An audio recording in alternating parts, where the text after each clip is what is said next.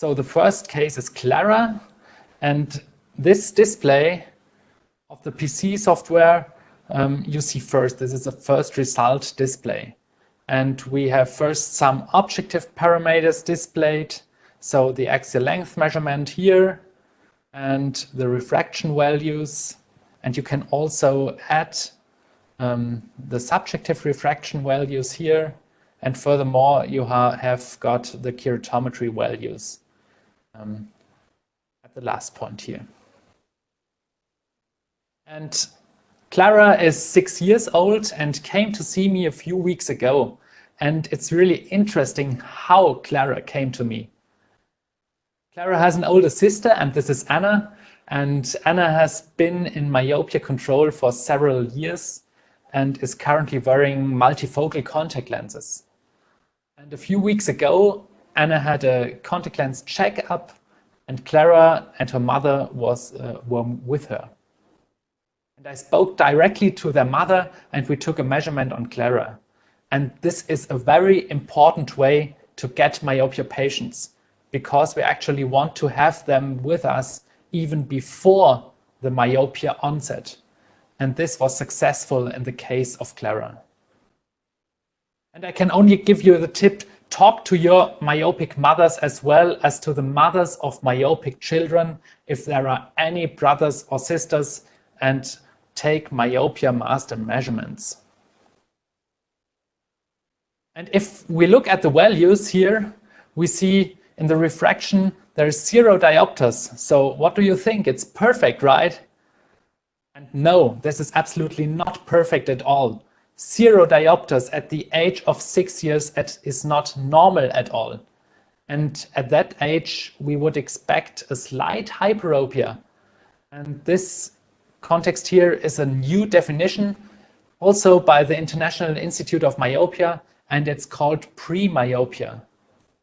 And pre-myopia means a child at the age of 6 years and a refractive error of less than plus 0.75 diopters is already as good as myopic. And this value decreases with increasing age. So an 11-year-old immetropic child is already pre-myopic. And this is really a very important definition, pre-myopia. So next we turn to the diagram, and here we see the progress and forecast display. And this is ethnic-specific and gender-specific. So we have Caucasian eye here. And what does this diagram tell us? Clara's axial length is insanely high for her age. And if you follow the percentile curve, Clara will probably be short-sighted, over 6 diopters at adulthood. And this is really impressive, isn't it? So that's what I mean by predicting ametropia, even though it isn't there yet. And this is really a great feature of Myopia Master. Without this device, parents would never have understood the importance of starting preventive actions right now, because with 0 diopters, you know, visual acuity is really excellent. So here below, you have, again, the traffic light coded color bar, and I can now enter the risk resulting from this percentile curves. And when I have done this, we click now on risk factors here at the top. And here either the values that I have already entered on the device are displayed, or I can do the evaluation together with the patient on the large display. And on the computer, this is a little bit more playful. For example, when I look at outdoor activity here, so we have got this emoji, and if there is enough time spent outdoors, the emoji is laughing, and the less time I spend outdoors, the sadder it looks like. So the next display is about near work, and I can either classify the near work with this color-coded bar, or I can enter here the exact near work distance with the hours per day. And there is the term diopter hours that plays an important role now. And this means that time is associated with accommodative demand. So the working distance is therefore taken into account. And the shorter the distance, we know that, the greater is the risk of short-sightedness.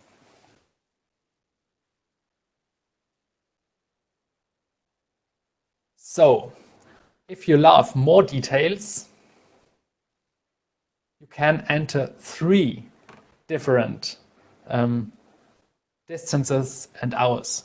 So we can take into account the smartphone use that is much more nearer than computer use, for example, and the risk factor here is calculated according to actual studies. And it's important to note that this risk assessment is not taken into account for the prediction, because we all know that we cannot rely on these statements very well. But nevertheless, it's important to talk about it, simply to make children and parents aware of these factors here. So, when this is finished, you can here click on Evaluation, and there is the last display of the Myopia Master. So what are we going to do with little Clara? We can hardly make her orthokeratology lenses in this case. And now you have to know that Clara has problems with her accommodation system. And the accommodative amplitude in this case was 5 to 6 diopters. So that's really not good enough for her age. And the associated effort in near distance could promote the development of myopia here.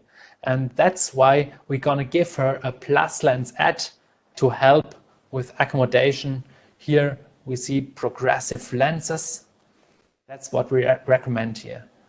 And what we always recommend as well are these lifestyle recommendations. So minimum outdoor activity 2 hours, reduce reading time, reduce time with smartphone, tablet, and so on, breaks when doing near work, and what we will do as well is a vision training to improve her accommodative quality. And when you've done this, I can enter here the next examination date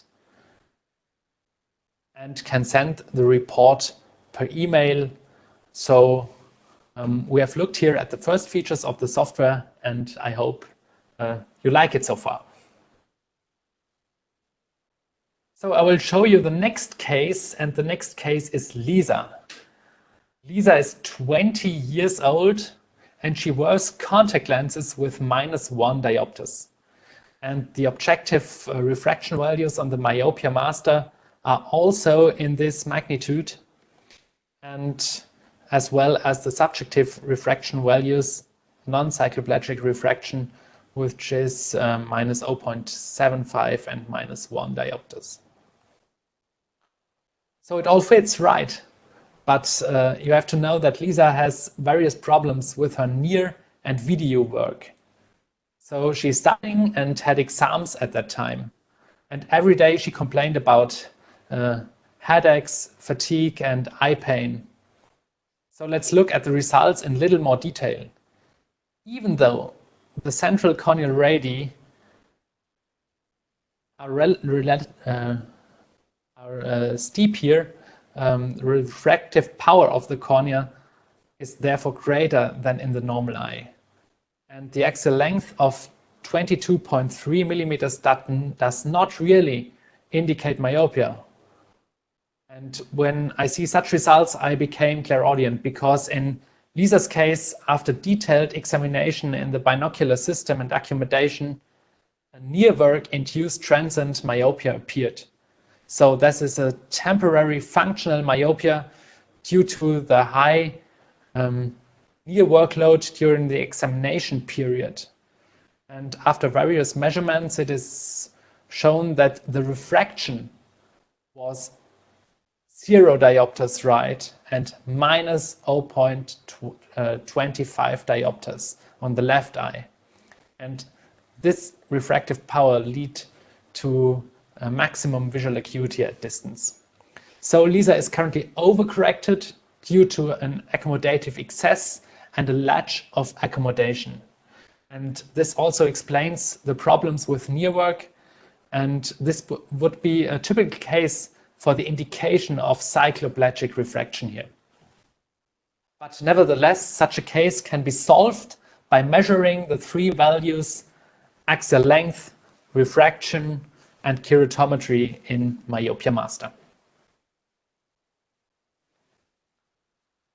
Here we see again the risk assessment, but we do not need to go into it in more detail in this case.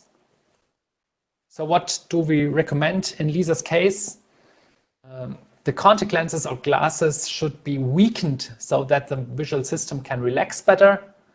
And in this case, the solution can be single vision lenses, but it's also important to reduce close-up work or to include breaks during the near work.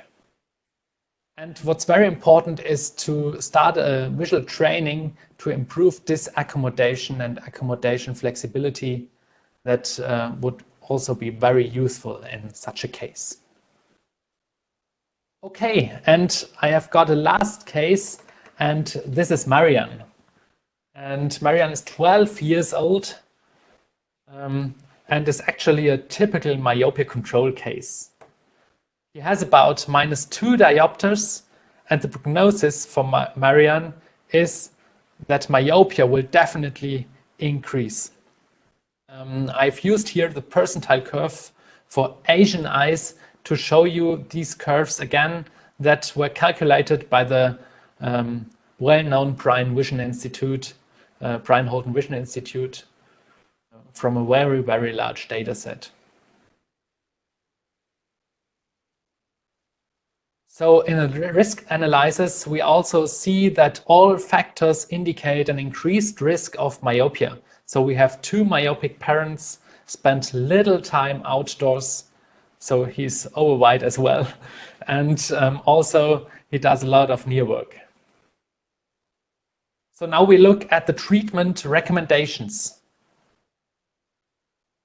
So in Marianne's case, we started an orthokeratology treatment. And in addition, we have, as always, given lifestyle recommendations over here. And here we see how to manage the treatments in the prediction display. So if we click on these sliders here, this field on the right side opens. And here we can choose between various supply options below, or create one option to ourselves. So when we click on this plus here, we can add some treatment like Ortho-K or an individual own treatment.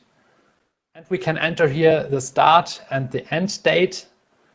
And what we see here is that the period of the treatment is highlighted in a definable color. And in this case, we see this gray area, this gray shaded area here. And if I want to add another treatment, for example, atropine, to increase the therapeutic effect of the orthokeratology contact lenses, I can do this at any time and set a different color for it. And in this way, I can monitor all the times the effect of each treatment on the axial length growth of the eye. And in this case, our therapy has an excellent effect, because what we see here is if the success of the therapy should remain the same as in the last 9 months, the length growth would hardly change, and the ametropia would be at -2 diopters after the end of the Ortho-K therapy. And this is exactly the power that Marianne had in the baseline examination. And this is how myopia control has to work. And this is really, really amazing, isn't it? So finally, I would like to show further display options in which the progression of keratometry, spherical equivalent, and axial length change can be monitored over here. In this case, of course, it is particularly reversed due to the flattening of the cornea due to orthokeratology fitting. And these representations are also particularly suitable for communication with parents because they are not as much lines and numbers, and it's very, very understandable for parents as well here.